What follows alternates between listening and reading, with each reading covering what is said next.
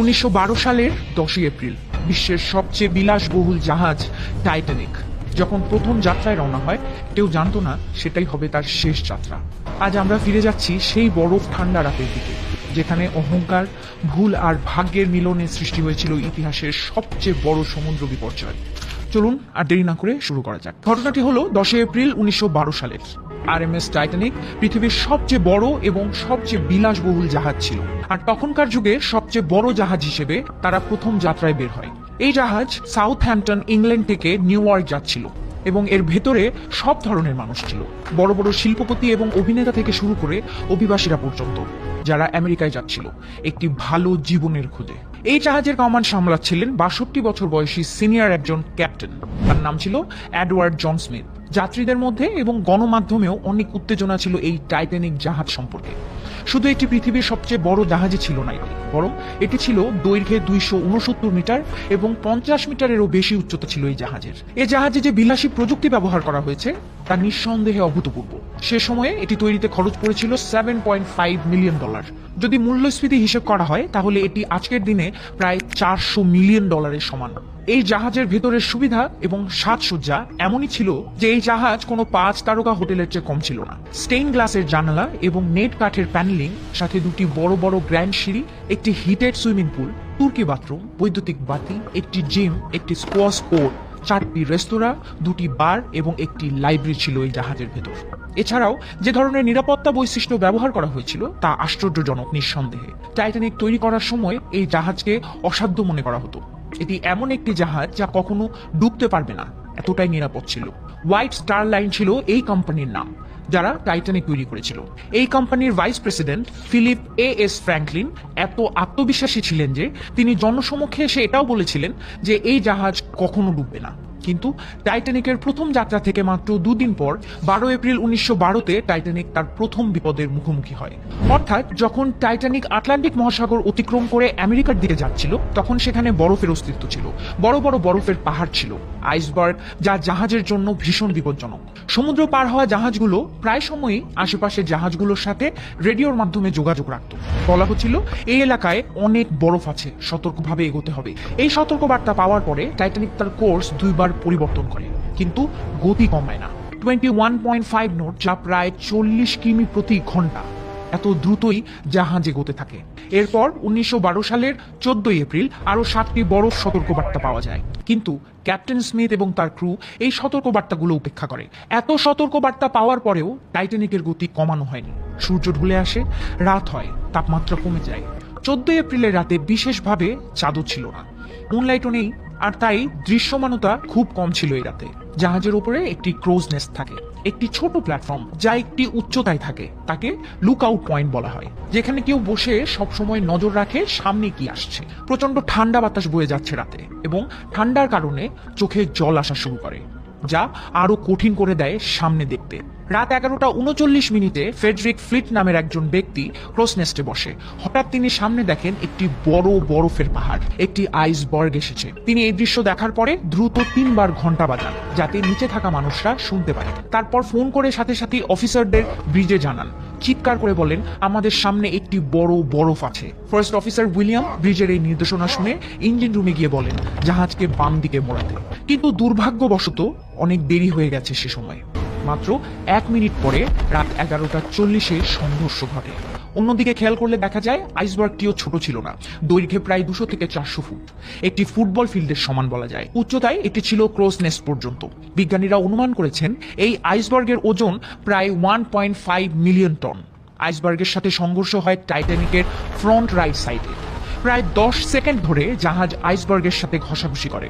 এরপর বড় একটি ডেন্ট পড়ে, এতে জাহাজের মেইন বডিতে ছোট ছোট গর্তও আসে। ক্যাপ্টেন স্মিথ এবং শিপ আর্কিটেক্ট থমাস অ্যান্ড্রুজ তৎক্ষণাৎভাবে দেখে বুঝে যান যে জাহাজটি ডুবে যাবে। শুরুতে মনে করা হতো যে জাহাজটি কখনো ডুবতে পারবে না, কারণ নিরাপত্তা বৈশিষ্ট্যগুলো চমৎকার ছিল। শিপের 2টি প্রধান নিরাপত্তা বৈশিষ্ট্য ছিল। এই 2টি নিরাপত্তা বৈশিষ্ট্যের মধ্যে প্রথম বৈশিষ্ট্যটি ছিল জাহাজে ডাবল বটম হল ছিল, অর্থাৎ 2টি স্তর আছে। যদি নিচের স্তর ফেটে যায় উপরের স্তর বাঁধবে। দ্বিতীয় জাহাজের মেইন বডি 16টি আলাদা আলাদা ওয়াটার টাইট কম্পার্টমেন্টে ভাগ করা হয়েছে। 16 এর মধ্যে 4টি কম্পার্টমেন্ট পানিতে ভরলেও জাহাজ ভেসে থাকবে, কিন্তু সংঘর্ষ প্রভাব মূলত পাশের দিকে হওয়ায় ডাবল বটম হল কাজে আসে না। পাশের দিকটি ছিল এক স্তর বিশিষ্ট, আর সংঘর্ষ এত বড় ছিল যে 16 এর মধ্যে 6টি কম্পার্টমেন্ট পানিতে ভর্তি হয়ে যায় সেই সময়। ঠিক 20 মিনিট পর রাত 12টা যখন বাজে, তখন ক্যাপ্টেন স্মিথ আদেশ দেন ক্রু মেম্বারদের ডিস্ট্রেস কল পাঠাতে। আশেপাশে জাহাজ হয়তো আমাদের সংকেত ধরবে এই আশায় senior radio operator Jack Philips ধারাবাহিকভাবে সংকেত পাঠান। ঠিক 20 মিনিট পরে আরএমএস কার্পেথিয়া এই সংকেত ধরতে সক্ষম হয়, কিন্তু জাহাজ 107 কিমি দূরে ছিল। যদি জাহাজটি সর্বোচ্চ স্পিডে চালায় তবুও পৌঁছাতে 3.5 ঘন্টার মতো লাগবে। এখন প্রশ্ন হলো, সেই সময় পর্যন্ত কি টাইটানিক টিকে থাকতে পারবে? এরই মধ্যে অন্য ক্রু মেম্বাররা রকেট ছোড়া শুরু করে এই আশায় যে কোনো নিকটবর্তী জাহাজ তাদের দিকে মনোযোগ দেবে, কিন্তু দুর্ভাগ্যবশত সেখানে কার্পেথিয়া ছাড়া আর কোনো জাহাজের উপস্থিতি ছিল না। এই সময়ে ক্যাপ্টেন আদেশ দেন যে যাত্রীদের উদ্ধার করা হবে। জাহাজে থাকা লাইফ বোটগুলো ব্যবহার করে প্রোটোকল অনুযায়ী মহিলা এবং শিশুদের প্রথম অগ্রাধিকার দেওয়া হবে। লাইফ বোটে ওঠার সময় যাত্রীদের মধ্যে প্রথমে আতঙ্ক কম ছিল। বেশিরভাগ যাত্রী মনে করেছিল যে টাইটানিক একটি অটুট জাহাজ, এত সহজে ডুববে না, কোনো চিন্তার কারণ নেই। তাই প্রথম লাইফ বোট নামানোর সময় যার ধারণ ক্ষমতা ছিল 65 জনের, তাকে শুধু 28 জন ওঠে। বাতাসে লাইফ বোট প্রায় খালি নামানো হয় পানিতে, কিন্তু সময়ের সঙ্গে সঙ্গে একের পর এক কম্পার্টমেন্টে পানি ভরে যায়। যাত্রীরা ধীরে ধীরে বুঝতে শুরু করে যে এই টাইটানিক জাহাজ সত্যি ডুবে যেতে পারে। যখন তারা এটি উপলব্ধি করে, তখন আতঙ্ক ছড়িয়ে পড়ে এবং মানুষ জনরোষে ভিড়ের মধ্যে দৌড়াতে শুরু করে। রাত 1টার দিকে পানি এতটাই বেড়ে যায় যে জাহাজের সামনের অংশ, যা মূলত সামনের কম্পার্টমেন্ট, পানির নিচে চলে যায় একদমই।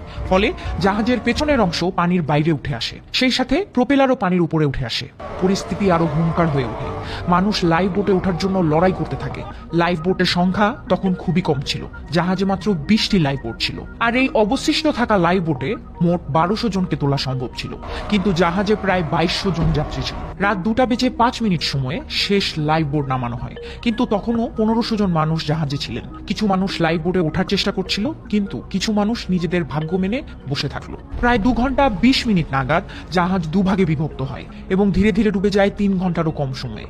যারা জাহাজে ছিলেন তারা জাহাজের সঙ্গে পানিতে ডুবে যায়, বা যারা সাঁতার জানতো তারা হাইপোথার্মিয়ার কারণে মারা যায়। তখন পানির তাপমাত্রা ছিল -2 ডিগ্রি সেলসিয়াস। এমন ঠান্ডায় পানিতে পড়লে কয়েক মিনিটের মধ্যেই মৃত্যু হয়। এই ঠান্ডার কারণে হাইপোথার্মিয়ায় টাইটানিকের ক্যাপ্টেন এডওয়ার্ড স্মিথ মারা যান। অন্যদের মতে কেউ কেউ বলেন তিনি নিজেকে গুলি করে আত্মহত্যা করেছিলেন। অন্যদিকে তদন্ত করার পর বের হয়ে আসে যে সেই রাতে একটি জাহাজ ছিল এসএস ক্যালিফোর্নিয়া, যা টাইটানিক থেকে মাত্র 37 কিলোমিটার দূরে ছিল এবং সময় মতো পৌঁছাতে পারত। তারা টাইটানিকের যাত্রীদের রক্ষা করতে সক্ষম হতো। আর এই এসএস ক্যালিফোর্নিয়া জাহাজটি আইসবার্গের সতর্ক বার্তা পাঠিয়েছিলেন টাইটানিককে। কিন্তু রাত 11:15 নাগাদ তাদের রেডিও বন্ধ হয়ে যায়। তারা সেই রাতে জাহাজ চালানো বন্ধ করে দেয়, ফলে কোনো ডিস্ট্রেস সিগন্যাল তারা পায়নি।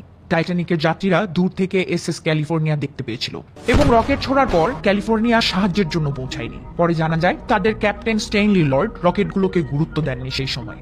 একবার ভাবুন তো, যদি তারা সিগন্যালগুলো গুরুত্ব সহকারে নিত, কতজন যাত্রীর জীবন বাঁচানো যেত। পরের দিন সকালে রেডিও অন করা হলে এসএস ক্যালিফোর্নিয়া টাইটানিকের সিগন্যালগুলো পেয়ে এবং সেখানে যাওয়ার পর মৃতদেহগুলো ভাসমান অবস্থায় পান। 2টি তদন্ত রিপোর্টে ক্যাপ্টেন স্টেইনলি লর্ডের ওপর অভিযোগ আনা হয়, কিন্তু এত বড় দুর্ঘটনার জন্য শুধু একজনকে দোষারোপ করা যায় না।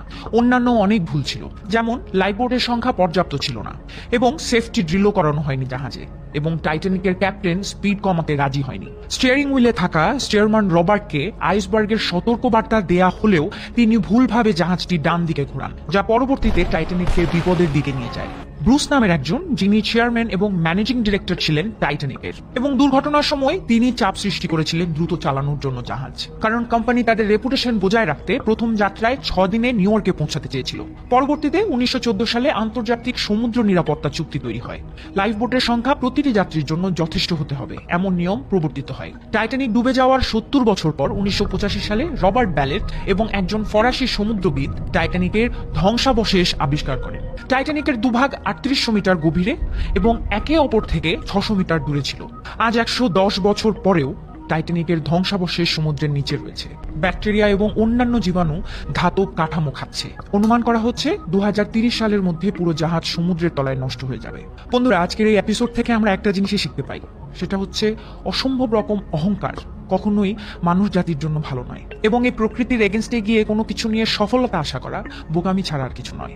তাই জীবনের প্রতিটি ক্ষেত্রে প্রকৃতির দেয়া সংকেতগুলো মেনে আমাদের এগিয়ে চলা উচিত। ভালো থাকবেন, সুস্থ থাকবেন, নিরাপদে থাকবেন।